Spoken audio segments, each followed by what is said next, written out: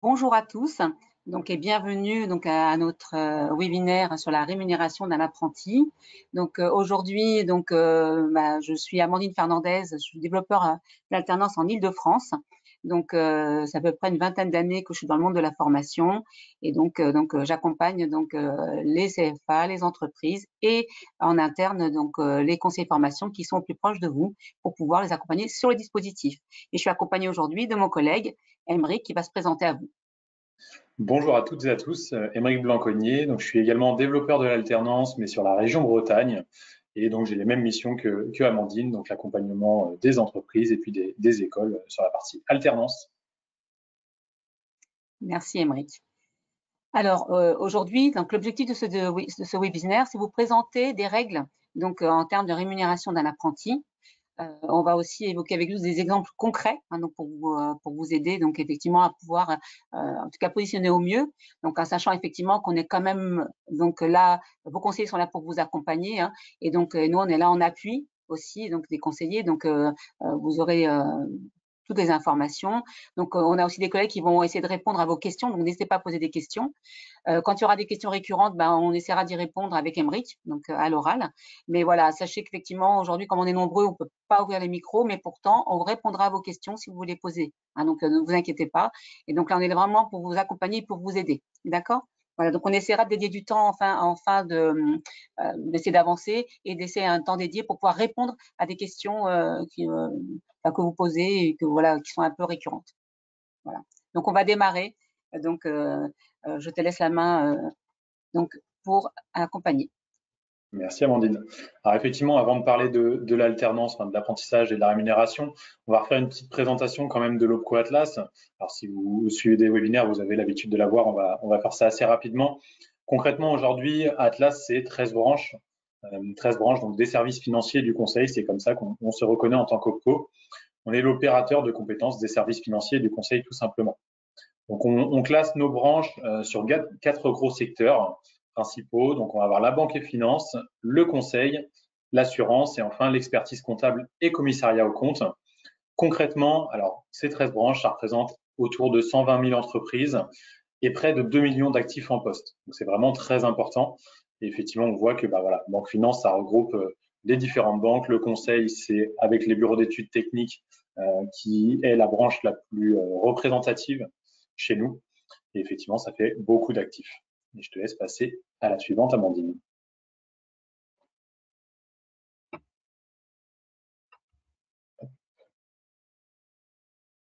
Parce que sur la suivante, effectivement, on va aborder les axes d'intervention. Alors, Amandine, je vois pas la slide. J'ai un petit bug, c'est pour ça. Il n'y a pas de souci. C'est les aléas du direct, ça peut arriver. Voilà, effectivement. On passe sur les axes d'intervention. Alors, on l'a dit, c'est près de 120 000 entreprises aujourd'hui qui sont au sein de nos branches. Concrètement, voilà où on intervient, nous. Donc, tout d'abord, c'est de conseiller les entreprises dans le développement des compétences. Donc, les compétences de manière générale, mais l'apprentissage et le développement de l'apprentissage en fait partie. On va également avoir un axe de financement. Donc là, on va financer de nombreux dispositifs, dont les contrats d'alternance, qui sont le plus gros point de financement. Il y a d'autres dispositifs dont on a des webinaires sur les thématiques. On va également promouvoir les métiers. Alors, promouvoir les métiers, tout simplement pour qu'il y ait un vivier demain, et puis de le faire connaître au grand public, les métiers d'Atlas, tout simplement. On va également faciliter les recrutements en alternance. Alors, faciliter les recrutements en alternance, ça passe par différents événements qui sont mis en place. On les évoquera à la fin du webinaire.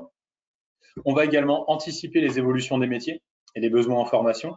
Ça, c'est vraiment l'objectif d'être en contact direct avec les entreprises, les écoles, pour avoir les besoins et puis également d'avoir des études sur l'anticipation des besoins futurs. Et enfin, innover. Donc là, c'est en soutenant les initiatives qui réinventent la formation grâce à la mise en place d'appels à projets, par exemple. Voilà les 6 axes d'intervention qu'on va avoir. Je le disais, l'objectif, c'est d'être vraiment présent sur le territoire, en proximité avec vous. Donc, on a 10 antennes aujourd'hui sur l'ensemble de la France, avec 28 représentations régionales. L'objectif, c'est de pouvoir avoir des conseillers qui sont présents auprès de vous, les entreprises, et des développeurs de l'alternance, développeurs qui sont vraiment sur le sujet de l'alternance et qui sont en fait les référents par rapport à cette thématique-là. Concrètement, Atlas aujourd'hui, c'est également 330 collaborateurs, dont 80% sont dédiés au conseil aux entreprises. Donc, on est encore une fois dans l'optique d'être au plus près de vous. Et enfin, donc, toujours sur la partie Atlas, mais c'est de dire qu'on est un guichet unique de l'alternance. Alors, qu'est-ce qu'on appelle guichet unique de l'alternance? C'est de dire que sur l'année 2022, c'est 110 381 contrats qui ont été financés sur plus de 860 000 au national sur tous les OPCO confondus en alternance de manière générale. On a une grosse tendance avec les contrats d'apprentissage au nombre de 98 000 et on a 12 000 contrats de professionnalisation. Alors, c'est des chiffres qui sont assez importants, mais on voit surtout par rapport à 2021 qu'on a eu une augmentation de 18%. Donc, c'est pas rien, effectivement. Et sur l'infographie qui était à droite, effectivement, on retrouvait les différentes missions qu'on avait avec les différents contrats qui sont possibles, contrat pro, proa et contrat d'apprentissage. Mais là, on va être aujourd'hui sur le contrat d'apprentissage. Et je te laisse la main, Amandine, pour la suite. Oui, merci. Donc, effectivement, donc un petit point. Donc, je pense que ça, c'est des choses que vous connaissez, mais donc c'est juste un petit tour pour effectivement reformaliser. Effectivement, le contrat d'apprentissage, donc toutes les entreprises peuvent embaucher un apprenti, hein, donc, peu importe le secteur. Donc, quels sont les publics? Donc, ce sont les jeunes de 16 à 29 ans, donc révolus. Donc, il y a des cas dérogatoires hein, quand effectivement c'est des jeunes de moins de 16 ans, mais qui doivent finaliser effectivement leur troisième, qui ont passé la troisième, d'accord. Et au plus des gens aussi qui sont des demandeurs, des personnes qui sont en situation de handicap. Pour ces personnes-là, il n'y a pas de limitation d'âge hein, pour accéder à l'apprentissage. Donc ça, c'est important de le savoir. Donc il y a effectivement des intérêts. Les modalités, donc c'est quoi? C'est acquérir donc une formation diplômante, hein, donc une qualification professionnelle, donc un diplôme d'État ou un titre RNCP, hein, donc c'est répertorié national certification professionnelle, d'accord? Donc ça c'est important. Soit obligatoirement une formation diplômante. Les parcours, c'est minimum 6 mois de formation, de contrat jusqu'à 36 mois maximum, d'accord? Donc ça c'est les règles. Il y a une obligation de désigner un maître d'apprentissage, ça c'est obligatoire. Donc le maître d'apprentissage, c'est une personne qui va pouvoir donc l'accompagner donc pour obtenir donc d'être formé dans ce métier-là. Donc il faut que cette personne-là au moins ait soit le diplôme supérieur, soit le diplôme équivalent à la personne, au jeune qui va suivre la formation. Donc ça c'est important et d'avoir effectivement de l'ancienneté dans le métier. Donc l'objectif, c'est effectivement permettre donc à un jeune d'obtenir un diplôme, mais d'avoir aussi une expérience professionnelle, d'accord? Parce qu'effectivement, c'est de la théorie qu'il met en pratique au bénéfice de votre entreprise. Pour les entreprises, effectivement, d'investir hein, donc, et de recruter de nouvelles compétences, hein, donc effectivement, avec des nouvelles technologies, des nouvelles idées neuves, donc dans les entreprises. Donc ça peut toujours, effectivement, on a les salariés qui sont en poste, qui sont des bons professionnels. Pour autant, quand vous prenez des alternants ou des jeunes, finalement, vous apportez un petit peu de nouveau dans votre entreprise et des idées neuves qui peuvent effectivement améliorer l'activité de votre entreprise. Donc les contrats, c'est des contrats de travail, hein, donc ils deviennent salariés de votre entreprise. Donc c'est des salariés donc sur une durée. On sait qu'effectivement ils ne sont pas à plein temps. Pour autant ils sont payés donc à plein temps, puisqu'effectivement c'est des contrats qui combinent donc terrain, donc présence en entreprise et en formation. Au niveau des financements, dans le cadre du contrat d'apprentissage, on est sur des définitions de coûts contrat, c'est des coûts par contrat, donc qui sont définis donc par France Compétences. Donc il y a effectivement un référentiel des niveaux de prise en charge sur notre site, donc OPCO Atlas, donc qui sont liés à nos métiers, hein, donc à nos branches. Pour autant, vous avez ce même référentiel qui est sur le site de France Compétences, et là c'est pour toutes les conventions collectives au national, d'accord? Donc vous pouvez retrouver, c'est exactement la même chose. Et donc potentiellement d'une branche à l'autre, les financements pourraient être différents selon les positionnements des branches, d'accord? Une branche qui est intéressée par un métier qui est vraiment en lien avec ses métiers pourrait être plus favorable et dire donc quand il y a une demande de France Compétences, dire voilà comment vous positionnez. Si personne se positionne, c'est France Compétences qui décide et c'est pour tout le monde pareil. Si ça ne l'est pas, en tout cas voilà, c'est à savoir effectivement donc c'est positionné et en fonction de la branche, ça peut être plus favorable.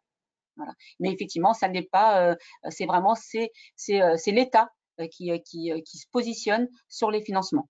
Et nous, on financera selon ce qui a été décidé. Donc, je laisse la main à Émeric pour la suite. Merci Amandine pour ce rappel sur l'apprentissage. Alors effectivement, juste après cette slide-là, on va vraiment aborder les grilles de rémunération. Mais avant de partir le nez dans les grilles de rémunération, il faut se poser des questions. Alors là, on a mis 5 questions, mais qui en fait permettent de déjà bien comprendre la situation. La première, c'est de connaître l'âge de l'apprenti, parce qu'on va le voir juste après, c'est l'un des premiers critères effectivement de détermination de la rémunération. Ça, c'est vraiment un point très important. Savoir effectivement l'âge de l'apprenti au début du contrat. Est-ce qu'il va y avoir une évolution d'âge et donc de changement de tranche d'âge au cours du contrat? La deuxième question, ça va être de savoir s'il s'agit de son premier contrat d'apprentissage ou non. Pourquoi se poser cette question? Eh bien, tout simplement parce qu'on a des règles de succession de contrats. Donc ça, on le détaillera dans des cas particuliers par la suite, mais ça peut avoir son importance qui est prépondérante tout simplement dans la rémunération. On a ensuite la troisième question qui est de savoir quel est le niveau de formation préparé pendant ce contrat. Effectivement, le niveau de formation peut varier.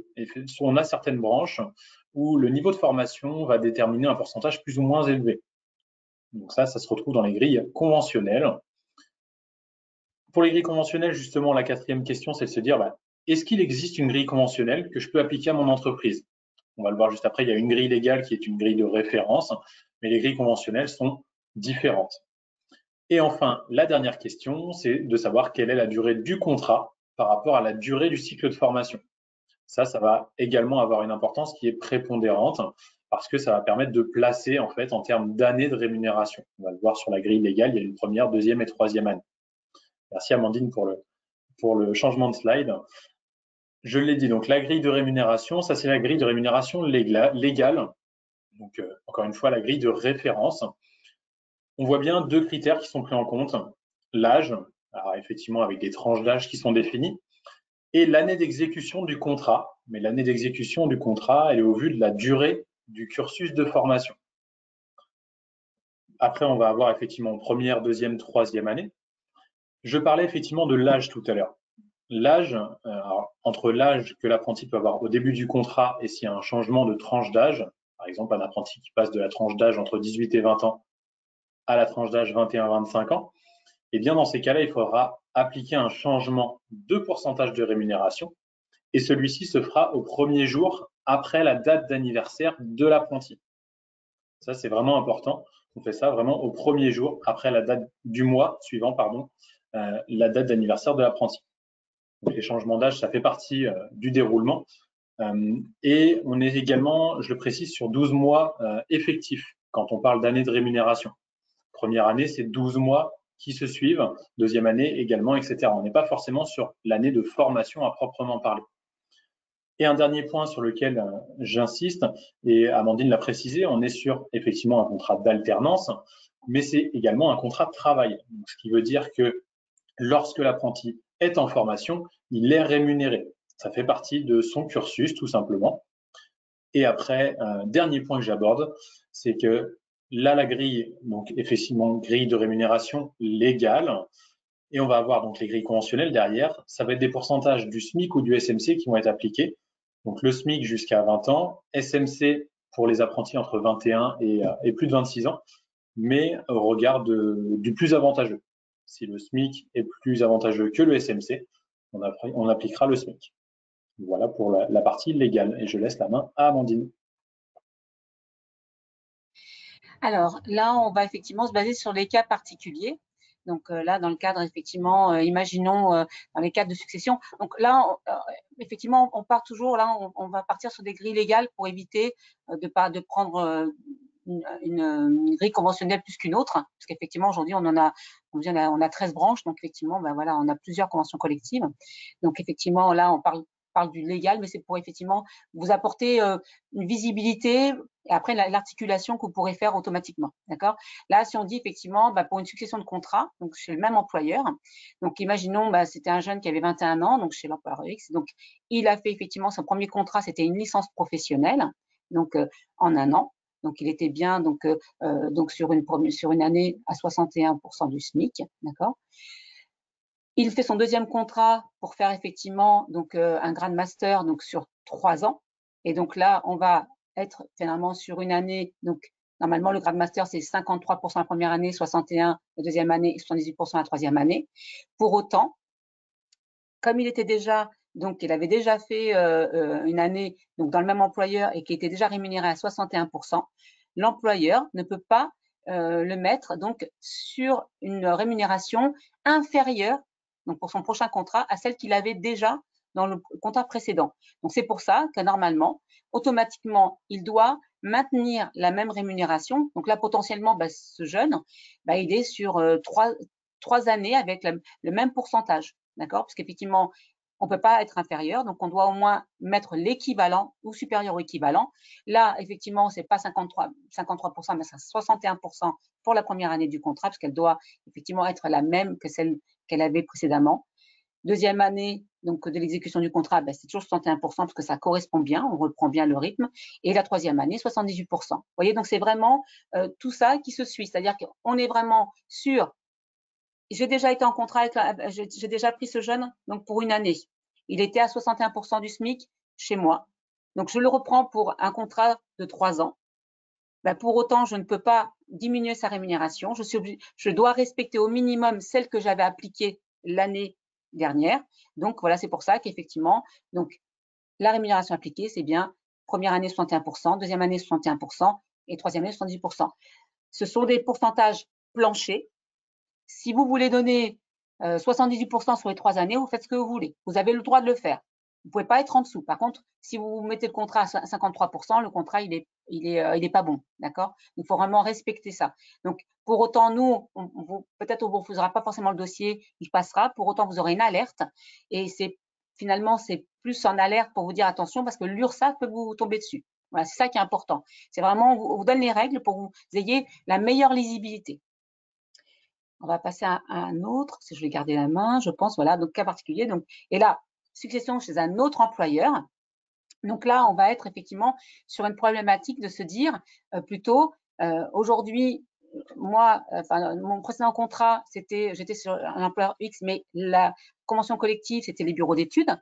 Et puis là, mon nouvel employeur, ça sera les experts comptables. Donc là, on sait que forcément, donc il a fait son DCG donc sur 3 ans avec l'entreprise X, le bureau d'études. Donc il y avait des pourcentages qui étaient reliés donc au bureau d'études, d'accord. Dès lors qu'il va donc faire son master dans une autre entreprise, mais qui est d'une autre convention collective, là, ce qu'il faut faire, c'est transposer, aller prendre donc le contrat précédent, le transposer sur la grille légale. Vous voyez, vraiment, c'est la grille commune des droits communs, donc la grille légale, le transposer et se dire, voilà, il va donc maintenant c'est l'employeur Y qui dit, voilà, moi qu'est-ce que je vais faire pour le rémunérer. Donc là, nous, si je lis ma grille, c'est 53% et 61%. Pour autant, là, je ne peux plus être en dessous de ce qu'il avait été rémunéré la dernière année de son contrat, d'accord?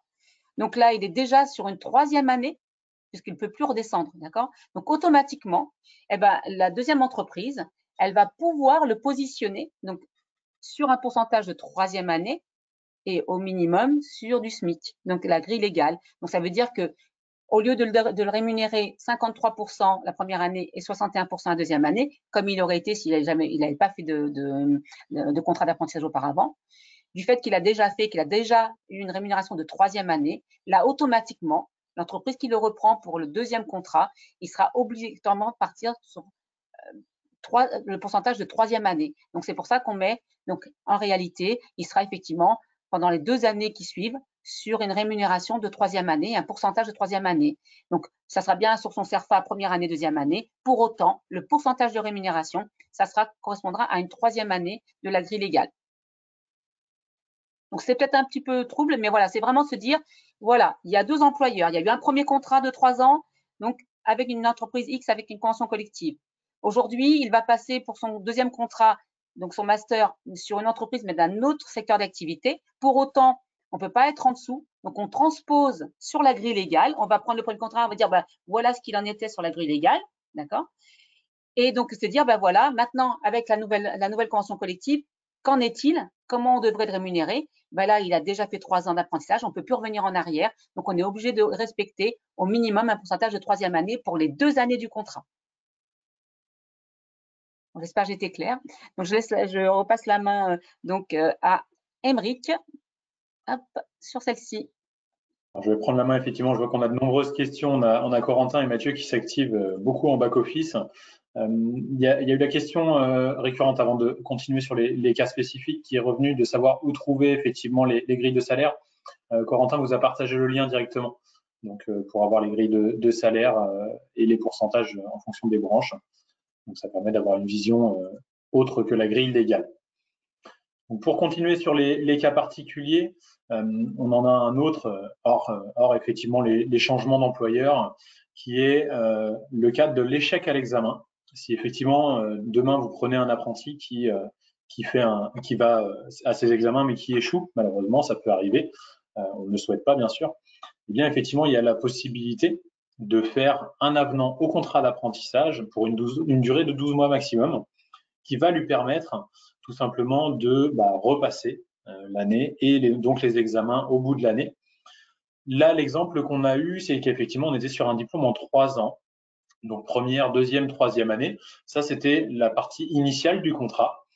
Et on voit bien que sur la 4e année, il y a eu donc l'avenant qui a été mis en place avec la rémunération qui reste la même. C'est surtout sur ça qu'on veut insister. Pourquoi la rémunération reste la même? Parce qu'effectivement, on part du principe qu'il n'y a pas de progression dans le cursus de formation. On est vraiment sur une 3e année qui a été échouée malheureusement. Donc, on repart sur la même règle de rémunération. Le principe est celui-ci. Et quel que soit tout simplement l'examen. Là, on est sur un cursus en 3 ans, mais on reste sur la même logique si c'est un cursus en 2 ans, comme un master ou un BTS par exemple. On a ensuite un deuxième cas qui va être celui d'un apprenti qui prépare uniquement la 2e année de master en apprentissage. Ça va être un cas qu'on peut retrouver également sur du BTS, par exemple. L'idée, c'est de se dire que s'il prépare effectivement uniquement la 2e année de master en apprentissage, on va le positionner sur une 2e année de rémunération. Que je m'explique plus en détail, c'est qu'on est bien sur une première année d'apprentissage, c'est son premier contrat d'apprentissage tout simplement. Par contre, on est dans le cadre de la 2e année du cursus scolaire. Le master étant en 2 ans, on est sur la 2e année du cursus scolaire, donc la rémunération sera sur une 2e année. C'est pour ça que sur la première année, on a effectivement le taux de 61% qui est appliqué. Là, on est sur un exemple grille légale. La 2e année, elle a été remplie du 1er octobre au 10 octobre parce que le contrat faisait plus de 12 mois. Donc, c'est pour ça qu'on est passé sur le cadre d'une 3e année. Mais effectivement, on reste sur la rémunération de 2e année dès la première année de son contrat d'apprentissage dans ce cadre-là. Je te laisse la main, Amandine. Très bien. Et donc là, un autre cas, donc un autre exemple. Donc, on est vraiment sur les exemples là. Et c'est vrai qu'on essaie de rester sur la grille légale pour pas trop vous perdre. Donc, là, en l'occurrence, on va être plutôt sur la grille Syntec pour cet exemple-là. Parce que là, on va surtout parler, imaginons, c'est par rapport aux majorations. Imaginons que vous avez une personne qui a déjà fait un diplôme de niveau 6, hein, donc équivalent à une licence, d'accord. Donc là, sur la licence professionnelle, on sait que, alors, la règle, c'est quoi? Souvent, la question se pose, donc on parle de licence professionnelle ou titre de niveau 6, d'accord, titre de niveau Bac+3. Donc, comment le positionner? On sait qu'aujourd'hui, la seule règle et le seul texte qui existe aujourd'hui de la loi, hein, c'était effectivement un décret qui est sorti, c'est de dire qu'aujourd'hui, quelqu'un qui prépare une licence professionnelle, on parle bien de licence professionnelle, eh ben, automatiquement, même s'il n'a jamais fait d'apprentissage auparavant, d'accord, eh ben, on va automatiquement lui donner un pourcentage de 2e année. Ça sera automatique parce que c'est une licence professionnelle, d'accord. Donc vraiment, on n'est pas du tout, même si c'est en 1 an, hein, peu importe, hein, mais automatiquement, la licence professionnelle, on sera sur un pourcentage de année. Et ça, c'est un décret qui est sorti. Hein, donc, il y a un texte qui est écrit. Vous pouvez retrouver sur le point move. Hein, vous le trouvez, il n'y a aucun souci. Et il parle que de la licence professionnelle. On n'est pas du tout en train de parler. On sait que normalement, une licence générale, c'est 3 ans. D'accord, ça sera 3 ans. En première année, deuxième année. Et au moment où vous allez rentrer, vous serez rémunéré en fonction de l'année dans laquelle vous rentrez en apprentissage. Hein, donc, si c'est 3 ans, bah, c'est première année, deuxième année, troisième année. Si vous rentrez pour une licence générale et que vous avez fait la première année en initiale, la deuxième année, vous rentrez sur un pourcentage deuxième année, troisième année. D'accord, voilà, c'est normal. Donc là, on est vraiment là-dessus, mais c'est vraiment un focus pour dire que la licence professionnelle, peu importe si c'est un primo-accédant ou pas, eh ben, automatiquement, ça sera un pourcentage à année. D'accord, ça, on peut pas faire autrement. D'accord, c'est les textes de loi. C'est pas l'OCO qui décide. La différence avec un titre RNCP, donc enregistré au répertoire national des certifications professionnelles, qui peut être une formation en 1 an de niveau 6, là, qui n'est ni une licence professionnelle ni une licence générale, et qui a un titre RNCP qui se prépare en 1 an. Là, si c'est un primo-accédant à l'apprentissage, eh ben, il sera bien sur un pourcentage de première année.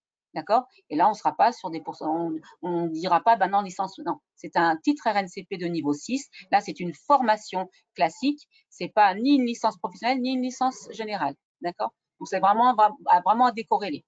Ensuite, on a ce qu'on appelle quand appliquer une majoration. C'est quoi la majoration? C'est effectivement quand une personne a déjà un diplôme avec un niveau, et donc il refait un contrat soit avec la même entreprise, avec une autre entreprise, il peut prétendre effectivement avoir une majoration de sa rémunération. Pour autant, il faut qu'effectivement, il y ait 3 conditions respectées et que ces 3 conditions, elles sont cumulatives, c'est-à-dire qu'elles ne peuvent pas être décorrélées. S'il n'a qu'une des conditions, bah, c'est non. D'accord? Il faut vraiment que ce soit le contrat qui soit inférieur donc, ou égal à 1 an, donc c'est 12 mois et pas 12 mois et 1 jour. D'accord? Diplôme ou titre préparé de même niveau. D'accord? Et il faut effectivement qu'elle soit en lien direct, donc la qualification, donc elle soit en lien direct avec la précédente obtenue. C'est-à-dire que, imaginons que ce soit lié donc à l'informatique, hein, donc des outils informatiques ou voilà ou n'importe la codification. Donc si c'est la même source, la même typologie, oui, d'accord. Sinon non. Imaginons quelqu'un qui fait une formation du marketing et puis qu'après qui refait donc un titre de niveau 6 en 1 an, il respecterait les 1 an, il respecterait le niveau du diplôme, mais pour autant ça serait je sais pas moi de l'informatique. Eh ben là, on n'est pas dedans. Donc là, effectivement, il ne peut pas demander, il peut pas prétendre à avoir donc une majoration de 15 points. Donc 15 points, ça veut presque 15%. Ça veut dire ça plutôt. D'accord? Donc voilà, ça c'est important de le dire. Voilà, il faut vraiment que si un apprenti vous dit bah oui, mais moi, vous devez me donner donc une majoration sur ma rémunération puisque je refais un niveau identique avec je fais qu'1 an de contrat et donc sur le même en tout cas les mêmes types de métiers en lien direct avec ce que j'ai déjà fait avant. Là, il peut, mais si c'est pas, eh ben ça sera non. D'accord? Mais ça, on est là pour vous accompagner, vous posez la question à votre conseiller, il n'y a aucun souci, vraiment, voilà. N'ayez pas de crainte là-dessus. Ça, c'est juste des règles qu'on vous donne pour que vous ayez une idée. De toute façon, vous aurez le support, hein, donc vous aurez quand même quelque chose pour vous appuyer. Donc, ensuite, nous avons, alors, il y a aussi ça, donc c'est important pour vous aussi, hein, tout ce qui est les exonérations de cotisation, d'accord? Donc, pour l'entreprise, donc il faut savoir qu'effectivement, anciennement, c'était ce qu'on appelait la réduction Fillon. Hein. Après, ça s'est appelé la réduction des bas salaires. Donc là, ça a un petit peu changé encore. Bon, en tout cas, le sens est le même, tout à fait. Et ce qu'il faut savoir, c'est qu'effectivement, donc elle est appliquée hein, dès lors que la rémunération que vous donnez à votre apprenti, elle est inférieure à 1,6 fois le SMIC. D'accord? Dès lors que la rémunération est inférieure à 1,6 fois le SMIC, effectivement, ben voilà, vous êtes exonéré. D'accord? Pour autant, pour l'apprenti, eh ben, ça va être aussi une autre partie. C'est-à-dire que eux, eh ben, on va dire que si la rémunération qu'ils touchent, elle est inférieure ou égale à 79% du SMIC, d'accord, ben là, pareil, ils sont exonérés. D'accord? Donc ça, c'est important. Et par contre, ils sont toujours soumis, vous savez, donc ils peuvent être exonérés de la CSG et de la CRDS. Et puis l'impôt sur le revenu, bien évidemment, hein, d'accord? Mais c'est vrai que dès lors que ça dépasse 79% du SMIC, on ne parle pas jusqu'à 79%, il n'y a rien. C'est au-delà c'est après 80%, donc dès que c'est 80% et au-delà, jusqu'à 100%, là, effectivement, ils sont soumis à des cotisations. D'accord? Sinon, le reste, donc, et quand c'est soumis, on ne va pas prendre la globalité de la rémunération, on va dire jusqu'à 79%, on n'en parle pas, et le pourcentage qui dépasse, ben là, on va être sur du 1%, 2%, enfin jusqu'à 100%, jusqu'à 21%. D'accord? Voilà, tout simplement, sur la partie de 21% du salaire, ils peuvent effectivement en tout cas, avoir des cotisations. Voilà. De toute façon, toutes ces informations-là, vous les avez sur le site de l'URSSAF. N'hésitez pas à aller sur le simulateur de l'URSSAF quand vous avez, pour la rémunération, si vous avez un apprenti ou un alternant. D'accord? Donc ça, c'est important que vous ayez cette notion-là et quelques petites règles. Donc, je laisse la main à Émeric, je pense. Ah non, c'est peut-être moi. Dans les outils, Je vais c'est te encore moi. laisser la main sur les outils. Voilà, Juste oui, avant dis-moi. effectivement que tu avances sur les outils, est-ce que tu peux reclarifier les règles de succession assez synthétiquement, mais sur la partie quand il y a une Oui. succession avec le même employeur ou quand il y a une succession avec un employeur différent? Est-ce que tu peux juste reclarifier les règles parce qu'effectivement, je vois que ça ressort dans les questions, s'il te D'accord. plaît. Alors, avec le même employeur, d'accord? On va partir sur le même employeur. Je reprends celle-ci. Donc, l'employeur, il avait effectivement donc un premier contrat, donc pour une licence professionnelle. Tout à l'heure, je vous ai parlé de la licence professionnelle, que peu importe qu'il était alternant ou pas alternant, d'accord? Automatiquement, on part sur un pourcentage de deuxième année, d'accord? Parce qu'effectivement, c'est la règle. Et donc, dans la grille légale, donc si je vous ouvrais la grille légale, on verrait. Donc, automatiquement, c'est un pourcentage en fonction de son âge, toujours pareil. Il a 21 ans. Donc, 21 ans pour une deuxième année une rémunération de deuxième année, c'est 61% du SMIC, d'accord? Donc là, c'était son tout premier contrat, mais il faisait une licence professionnelle sur un an. Donc, automatiquement, licence professionnelle, c'est égal rémunération de deuxième année. Donc, il était bien payé sur une deuxième année. Là, il refait un deuxième contrat avec la même entreprise. Donc, et là, c'est un Grand Master donc en 3 ans à l'INSEC, d'accord? Donc, il va faire une formation de 3 ans. Donc, normalement, dans la règle, 3 ans de contrat, c'est première année à 53%, deuxième année 61%, troisième année 70%. Ça, c'est la grille légale, d'accord? Pour autant, là, il avait déjà fait une licence pro, d'accord? Donc, il était déjà sur une rémunération de 61%. Donc, automatiquement, l'entreprise, elle est dans l'obligation de le rémunérer à l'identique de ce qu'il avait précédemment, d'accord? Donc, il ne peut pas être en dessous. On ne peut pas revenir en première année. Donc, automatiquement, le contrat va glisser donc, sur la même rémunération qu'il avait auparavant. Donc, tout simplement, voilà, celle-ci, la première année. Donc, automatiquement, il était sur celle-ci, d'accord? Donc, il bascule donc le contrat, ça sera première année, ça sera 61% à l'identique de ce qu'il a quitté. Deuxième année, on repart sur une année normale, donc c'est bien 61% donc en deuxième année, donc là on est bon. Et on repart donc sur du classique et troisième année, 78%. Vous voyez, donc on est vraiment sur, il était là. Aujourd'hui, une entreprise, elle ne peut pas aller là, elle ne peut pas aller à 53% puisque voilà, il était déjà là. Donc automatiquement, elle peut donner qu'à l'identique, d'accord? C'est ou égal ou supérieur. Donc là, il donne à l'égal, donc il est là, 61%. Et après, il reprend le chemin normal, puisque la deuxième année, elle est à 61%, donc il n'est pas inférieur, donc il est à égal, donc c'est bon aussi. Et troisième année à 70%. Donc on est vraiment sur une continuité. On ne peut pas aller en dessous. Dès lors qu'on a donné une rémunération, on ne peut plus aller en dessous. Et la règle, elle est partout pareille, d'accord? Un apprenti qui a déjà eu effectivement un contrat, on ne peut pas redémarrer donc sur une année 1 puisqu'il a déjà effectué. Donc, on est automatiquement à l'égal ou supérieur. Là, on va repartir sur effectivement, là, quand il y a un changement d'employeur, pas de souci, on est sur une autre typologie de contrat, mais là, on va dire un premier employeur, donc premier contrat pour le DCG en 3 ans, pas de souci. D'accord? Donc, on est bien sur les bonnes règles, puisqu'on est sur un jeune de 18 ans, donc il est sur du SMIC. Donc, le SMIC, c'est avant les 21 ans. Donc, on est bien sur la bonne règle. Donc, il est bien en première année à 43%, deuxième année de 53%, troisième année 68%. D'accord? Pas de souci. Et là, il va changer d'employeur, mais il va dans une autre convention collective. Dans la règle logique, un contrat de 2 ans dans cette convention collective, c'est première année 53%, deuxième année 61%. Mais là, il s'avère que la dernière rémunération qu'il a eue, c'était 68%. Donc, l'employeur qui le reprend, il ne peut pas lui donner, ça ne fait pas partie de sa convention, les 68%. Pour autant, il doit se dire, ah oui, mais alors, comment je vais le positionner? Je dois vérifier aujourd'hui par rapport à la grille légale. Donc, on transpose, donc celle-ci, on la transpose là, sur une grille légale, en disant, voilà, le légal, c'était quoi? C'était effectivement 43, 51 et 67. Donc, aujourd'hui, il est sur une troisième année, d'accord? Donc, automatiquement, là, il a déjà fait 3 ans, donc on est sur une troisième année. Donc, automatiquement, là, ça n'est pas possible. Donc, il sera dans l'obligation de lui donner donc de repartir sur un pourcentage de troisième année de la grille légale, donc qui est 78%. Et comme c'est 2 ans, il peut rester donc sur le même pourcentage, parce que le pourcentage restera le même. Donc du coup, il sera première année donc 78%, deuxième année 78%, parce qu'on va partir d'une troisième année, c'est-à-dire qu'il va faire 2 fois la troisième année en pourcentage. Pour autant, il fait une année de contrat, 2 années de contrat.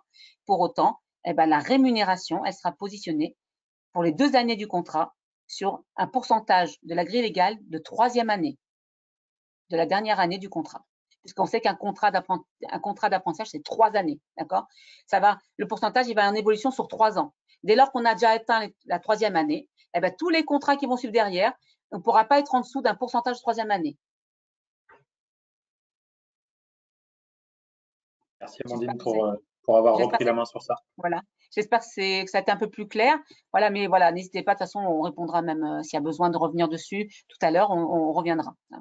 Donc là, hop, en exonération, les outils. Donc, alors les outils, aujourd'hui, effectivement, vous avez plein d'outils à votre disposition. Donc, en tout cas, à l'Opco Atlas. Donc, vous avez effectivement MAE, donc My Atlas, donc votre compte en ligne. Donc, vous pouvez faire les demandes de prise en charge, suivre vos dossiers, consulter l'historique de vos demandes, déposer les factures. Vous pouvez donc accéder à pas mal de choses. Donc, vous avez aussi Campus Atlas pour les formations, etc. Vous avez vraiment beaucoup de choses. Vous pouvez faire aussi les versements. Donc, si vous voulez faire des versements volontaires, en tout cas des versements volontaires, vous pouvez le faire aussi maintenant via My Atlas. Donc, vous avez vraiment cet outil-là vous permet effectivement d'accéder à toutes les informations et à tous vos dossiers. Et puis, c'est aussi dans vos dossiers, quand vous déposez des documents, c'est comme je dirais, c'est une boîte électronique. Donc, les documents que vous avez déposés, vous pouvez les récupérer à tout moment. Alors, récupérer des copies, parce qu'évidemment, voilà, les documents sont déposés, ils sont là. Si vous avez fait des demandes de prise en charge, tiens, j'avais des dossiers, mais je me souviens plus de c'était quoi, vous pouvez retourner dessus et vous avez les éléments. Tiens, j'ai perdu la convention du dossier contrat, je l'ai là, je sais que je l'avais déposé. Vous pouvez retourner dans le dossier puisque vous avez l'historique et vous prenez le dossier, vous pouvez récupérer le document. D'accord? Donc vraiment, vous pouvez en tout cas extraire les documents que vous avez déposés. Donc ça, c'est important aussi de savoir qu'effectivement, vous avez quelque chose de sécurisé. C'est comme un coffre, de toute façon. Ensuite, voilà. Donc, pour recruter un alternant, vous avez plusieurs outils à votre disposition. Bien évidemment, vous avez les actualités. On a les boîtes à outils. Vous avez tous les éléments. Vous avez des index, donc des annuaires pour choisir la bonne formation, la bonne alternance. Vous avez des simulateurs pour savoir combien va vraiment vous coûter donc cet alternant au niveau formation, salaire, etc. Donc, quand vous voulez recruter, que vous n'arrivez pas à recruter, donc l'OPCO organise, donc là cette année, le prochain sera au mois d'octobre, ce qu'on appelle des co-jobbing, donc c'est gratuit pour vous et gratuit pour les candidats. Donc vraiment pour votre entreprise, c'est gratuit. C'est là où vous allez dire, voilà, moi je suis à la recherche, j'ai toujours pas trouvé. Donc quand le co-jobbing donc va se faire, donc c'est en virtuel. Donc vous dites, voilà, moi je reçois à la recherche de tel profil. Donc vous allez déposer votre offre. Vous allez créer, donc vous allez dédier un recruteur qui va recevoir un ou plusieurs recruteurs, bien évidemment, selon les offres que vous avez, et dire, voilà, nous on a des créneaux. Et donc quand les jeunes, vous allez déposer ça, vous allez ouvrir votre plateforme, déposer vos offres, ouvrir vos créneaux de rendez-vous. Et là, les jeunes vont aller, donc vous avez un temps dédié, vous avez 3 semaines avant le début, donc avant que les jeunes ne puissent se mettre leur CV, enfin leur CV. Et du coup, quand ils mettent leur CV, ils ont accès à vos offres. Et donc là, ils peuvent postuler à vos offres directement. Et là, vous voyez, est-ce que c'est vraiment le profil qui m'intéresse ou pas? Si ça vous intéresse, vous dites, voilà, on vous donne un rendez-vous telle date avec tel recruteur. C'est vraiment organisé et c'est financé entièrement par le pro. C'est un outil qui est à votre disposition pour pouvoir recruter. D'accord. Vous avez effectivement aussi le parcours, le contrat de pro expérimental. Donc, ça on en parlera après parce que c'est pas le cas, mais en tout cas, vous avez pas mal d'informations, pas mal d'outils. Vous avez effectivement ce qu'on appelle une foire aux questions, une FAQ en ligne, donc qui répond à toutes les questions qui ont été posées depuis le début où l'OPCO a pris la main sur l'apprentissage. Donc, vous avez vraiment toutes les questions de tout type, possible imaginable, où vous pouvez trouver les réponses à vos questions. D'accord. Et vous avez effectivement My Atlas, qui effectivement ce que je vous ai montré tout à l'heure, votre portail donc entreprise. Et donc vous avez effectivement intégré mon alternant, vous avez des mentors Atlas. Donc effectivement, nous avons des sites qui peuvent vous donner effectivement des clés avec des gens qui vous expliquent donc comment ça fonctionne, etc. Donc vraiment vous avez tout. Et alors là, et vous avez effectivement là, ce qui est en bas, l'accompagnement de votre conseiller. Vous avez chaque entreprise Donc, un conseiller dédié à son entreprise, d'accord, qui peut l'accompagner sur toutes les démarches. Normalement, vous connaissez vos conseillers. Donc, vous aurez en fin de slide, vous avez des boîtes mail génériques, des antennes, donc par région, où vous pouvez dire, voilà, moi je connais pas vous pouvez poser la question, je connais pas mon conseiller, est-ce que vous pouvez me donner le nom de mon conseiller? Vous n'hésitez pas si vous le connaissez pas, et donc vous pouvez les contacter. Ils sont vraiment là pour vous. Ils peuvent venir vous rencontrer, échanger avec vous sur tous les dispositifs qui sont à disposition dans l'OPCO Atlas et aussi l'alternance, donc sans aucun problème. Donc, je vais laisser la main donc, à Émeric pour la suite. Merci Amandine. Parler plus du co-jobbing, de rien.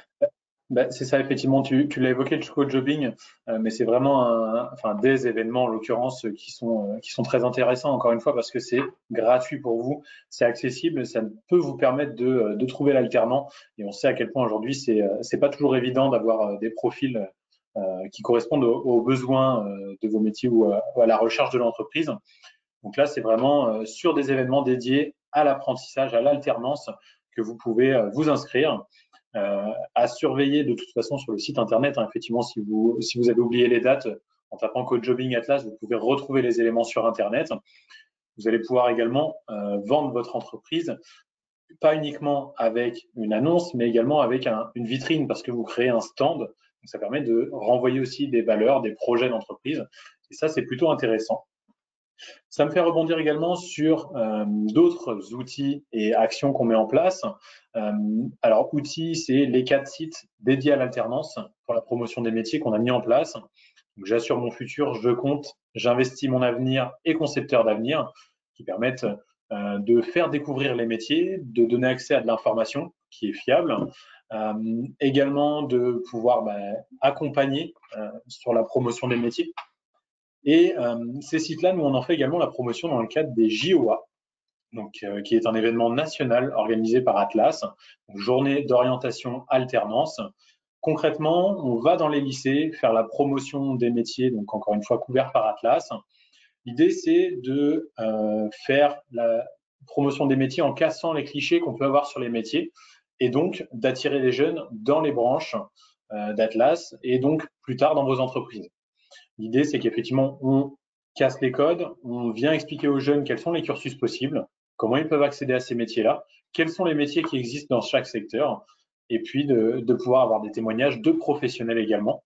Donc ça, si vous êtes intéressé, n'hésitez pas à vous rapprocher de nous, de vos conseillers, parce que vous pouvez également participer en tant qu'ambassadeur pour faire la promotion de vos métiers, faire la promotion auprès des jeunes et puis avoir des échanges avec eux. Ça peut être très enrichissant autant pour eux que pour vous. Donc ça, si ça vous intéresse, n'hésitez pas. On sera ouvert par rapport à ça. Et ça, c'est les JOA, c'est des événements qui ont lieu entre la rentrée scolaire et puis la fin d'année globalement. Voilà, donc sur toutes les régions françaises. Je te laisse passer. Voilà. Amandine l'a également dit, donc là, vous allez pouvoir retrouver, encore une fois, le support est à disposition, mais vous pourrez retrouver le contact de chaque antenne. N'hésitez pas, si vous avez besoin, même des cas particuliers, par exemple, de vous rapprocher de vos antennes, de vos conseillers. Ça permet de pouvoir prendre un rendez-vous également, prendre le temps d'échanger de manière un petit peu plus poussée sur des cas, et puis de comprendre aussi les différentes situations. Donc, je vous invite à contacter dans ces cas-là soit le développeur de votre région, soit votre conseiller entreprise en direct. Donc, bien évidemment, vous avez aussi donc le numéro de téléphone dédié aux entreprises. Donc, vous avez des conseillers téléphoniques qui sont là pour des réponses de premier niveau. Vous posez une petite question, vous dites tiens, j'ai pas le temps de prendre rendez-vous avec mon conseiller, je vais appeler le co pour savoir. Donc, j'ai une question à poser. Tiens, je suis en train de faire un contrat. Tiens, je me pose une question. Hop, j'appelle. Et donc, vous avez des gens qui sont dédiés, des conseillers. Donc, c'est vraiment des personnes qui sont des experts du métier aussi, et donc qui peuvent aussi vous accompagner sur les dispositifs.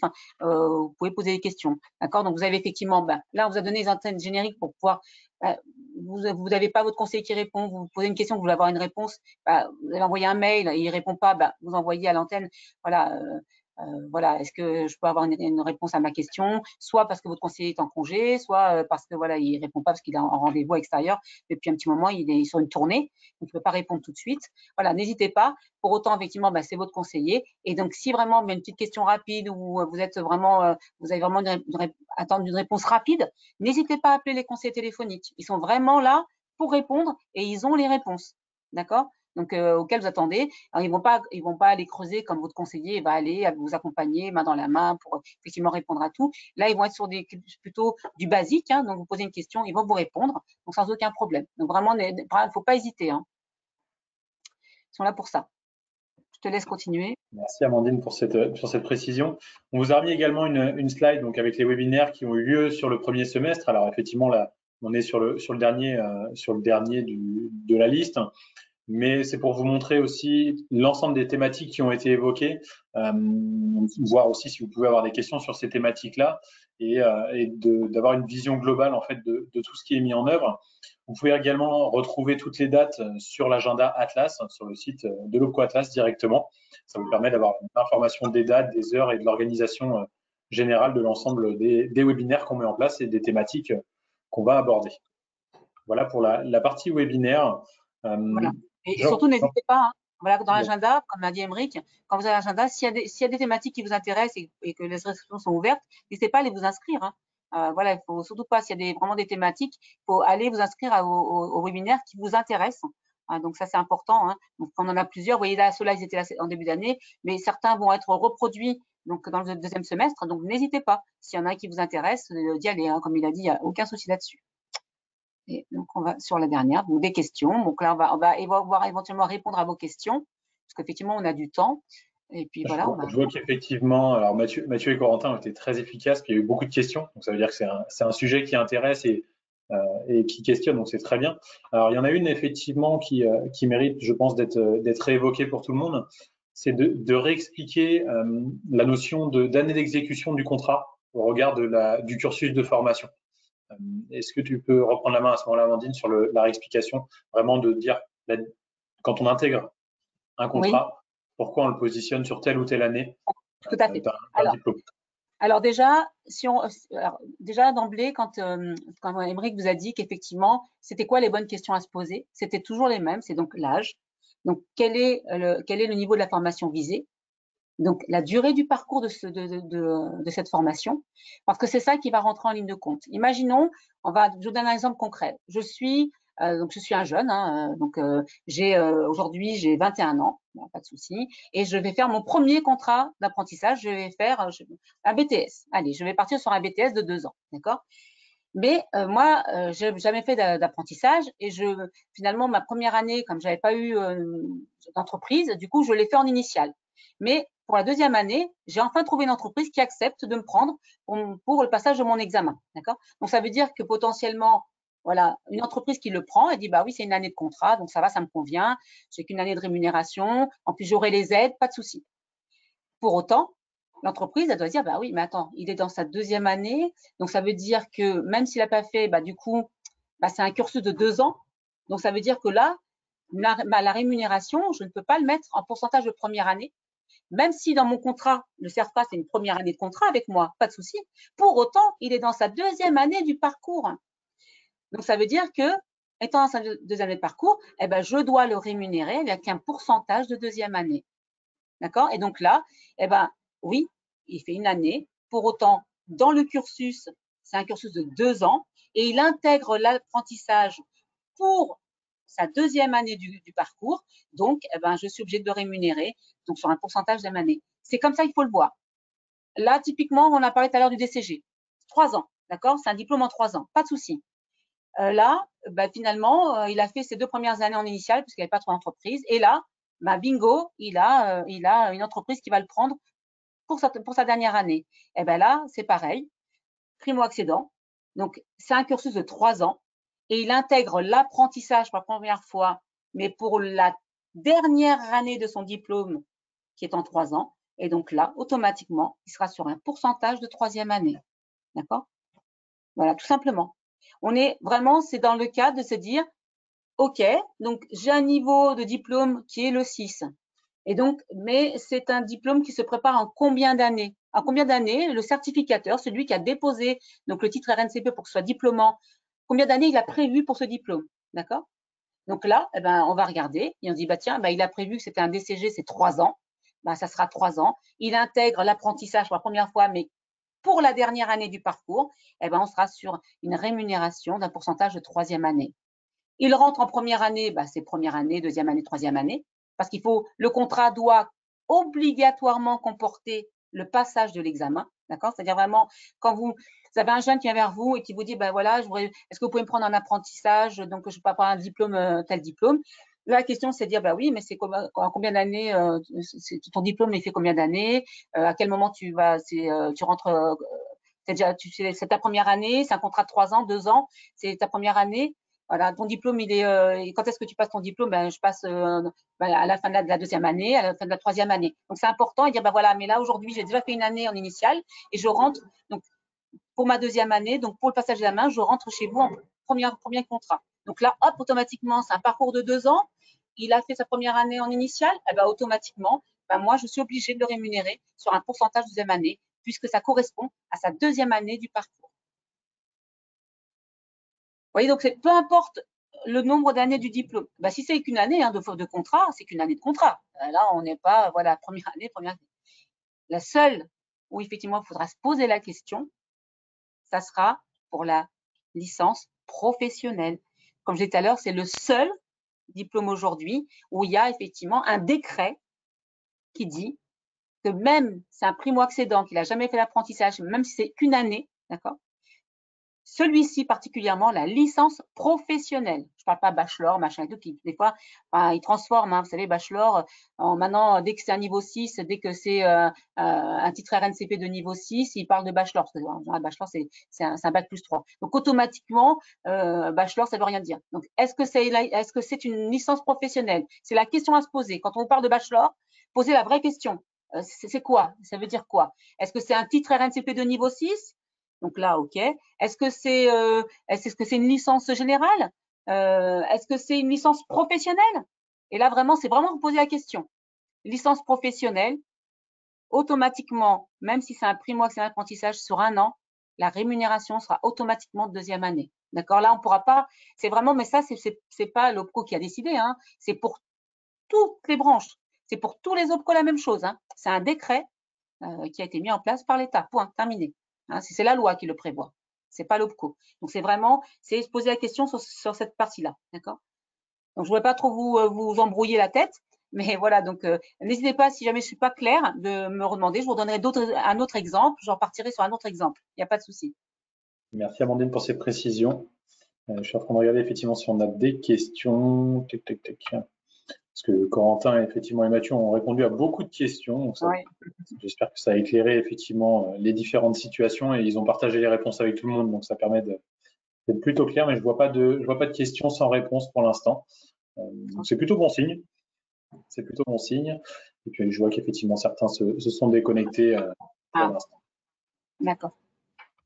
On va être sur la fin. N'hésitez pas, on peut laisser 1 ou 2 minutes si vous avez des dernières questions à ce moment-là avant de clôturer le webinaire. C'est vrai qu'on est un petit peu en avance. Donc, nous sommes à votre écoute si vous avez des questions.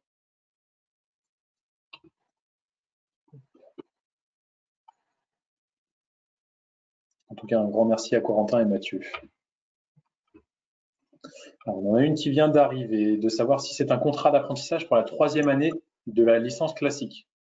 Est-ce que le pourcentage de 3e année, oui, est-ce que c'est un pourcentage de 3e année d'exécution ou première? Bien, effectivement, on est sur une 3e année. 3e année, tout à fait. Donc là, vous avez vraiment vu le truc. Parcours de 3 ans, il intègre pour la première fois l'apprentissage, mais pour l'exécution de sa 3e année du parcours, on faut vraiment voir ça comme le parcours. Tiens, voilà, j'ai tel âge. Quel est le niveau de la formation que je vise? En combien d'années se prépare ce diplôme? Et là, à quel moment je rentre dans ce dispositif? D'accord? Donc déjà ça. Et après, est-ce que j'ai déjà fait de l'apprentissage ou pas? Alors, typiquement, je vous donne un exemple concret aussi là. Imaginons, j'ai un jeune qui a fait son bac professionnel en apprentissage, un bac pro, d'accord, en apprentissage. 3 ans de bac pro en apprentissage. Donc, il a déjà fait 3 années d'apprentissage, d'accord. Et là, il va faire un BTS. d'accord? Il va dans une nouvelle entreprise, et ben voilà, moi je voudrais faire mon BTS en alternance, machin. Ok, d'accord, pas de souci. Donc la question de l'entreprise, elle tient. Alors le parcours il se fait en 2 ans, ok, pas de problème. Il démarre dès la première année du BTS, donc c'est pour au moins 2 ans de contrat, ça c'est sûr. Donc pour moi c'est première année, deuxième année dans mon CERFA, pas de souci. Mais est-ce que tu as déjà signé un contrat d'apprentissage auparavant? Bah oui, bah, j'ai fait 3 années d'apprentissage pour mon bac pro. Ah, ah oui, d'accord. Donc là, il a déjà fait 3 ans d'apprentissage, il est déjà sur une 3e année de pourcentage. Donc ça veut dire que pour mon BTS, je suis automatiquement sur un pourcentage de 3e année pour les 2 années du contrat. Vous voyez, donc c'est vraiment tout s'articule. Le slide qu'avait présenté en amont, le premier slide, hein, où effectivement, c'est quelles sont les bonnes questions à se poser. Hein. On va revenir dessus si vous voulez vite fait. Je vais vous la montrer, hein, comme ça, voilà, je retourne là. Les bonnes questions à se poser. Quel âge a l'apprenti au moment de la conclusion du contrat? Quel est le niveau de la formation préparée? D'accord. Ok, donc ça c'est important. Hein. Quelle est la durée du contrat, du cycle de formation? Ça c'est important de l'avoir, hein, d'accord. Et à quel moment je vais rentrer dans ce parcours-là? Et est-ce que j'ai déjà fait un contrat d'apprentissage? Voilà, vraiment, c'est des questions vraiment à se poser. C'est vraiment se dire, ok, il a tel âge, ok, il vise, oui, dans le cas concret que je vais donner là, ok, donc, ok, tu viens, pas de souci, BTS, donc c'est pour les 2 années du contrat, ok. Donc moi aujourd'hui, je me suis projetée sur effectivement, j'ai pris quelqu'un qui va faire un BTS, je sais que c'est pour 2 années, pas de souci. Donc j'ai bien vu que c'est 2 années. Après, bon voilà, donc tu vas rentrer en première année, deuxième année, donc c'est 2 ans de contrat, on part pour 2 années. Ah tiens, mais est-ce que tu as déjà fait de l'apprentissage? Et il va dire, bah oui, oui, j'ai déjà fait 3 années de contrat d'apprentissage pour le bac pro. Aïe, ah oui, d'accord. Donc ça veut dire que là, tu ne seras pas sur un pourcentage de première année, deuxième année, mais plutôt là, je suis obligée de partir sur un équivalent de troisième année. Donc ça veut dire que là, pour les 2 années du contrat, donc s'il ne change pas d'âge entre-temps, hein, évidemment, hein, c'est aussi la question d'âge, hein, bah là, je vais partir sur un pourcentage de troisième année pour les 2 années du contrat. D'accord? Voilà, c'est vraiment l'articulation. Merci Amandine. Alors je vois qu'on a certaines questions qui sont vraiment très spécifiques à des cas, enfin c'est au cas par cas, hein, selon l'entreprise, selon le jeune. Encore une fois, il ne faut pas hésiter à contacter votre conseiller, Oui, ce qui tout à sera fait. plus simple de pouvoir échanger, d'avoir l'ensemble des informations et qu'on puisse vous répondre au mieux. Ça sera vraiment le plus simple. Dans tous les cas, vous allez Voilà. recevoir un sondage à la suite, effectivement, du webinaire qui va vous demander si vous souhaitez être recontacté. N'hésitez pas à mettre oui, ce qui permettra de prendre ce temps d'échange et puis d'apporter l'ensemble des réponses. Et puis, on pourra le détailler un peu plus que dans une réponse à l'écrit, comme on peut le faire lors de ce webinaire-là. Donc, je vous invite à répondre positivement, en tout cas, à ces demandes-là. Mais on va pouvoir clôturer, je pense, le webinaire de cet après-midi. Voilà. En tout cas, merci à tous donc d'avoir été là. Hein. Donc déjà, bon, c'est toujours agréable effectivement de pouvoir effectivement compter sur votre présence. On espère avec Émeric de vous avoir apporté le maximum de réponses et en tout cas de vous avoir donné effectivement un petit peu éclairer un petit peu donc le positionnement et comment ça se passe. Donc voilà, donc c'est en tout cas merci Émeric pour ton appui et puis ton aide et puis voilà d'avoir j'étais ton co-organisateur, mais voilà, donc en tout cas, je te remercie et merci aussi à Mathieu et à Corentin qui ont répondu à un maximum de questions. Donc merci à eux aussi d'avoir participé parce que finalement, voilà, on était quand même 4, hein, donc c'est important. Donc voilà, donc du coup, en tout cas, merci à vous. Donc je te laisse. Merci à vous. Et puis, effectivement, merci à Mathieu, à Corentin et très bon après-midi à tous. Au revoir.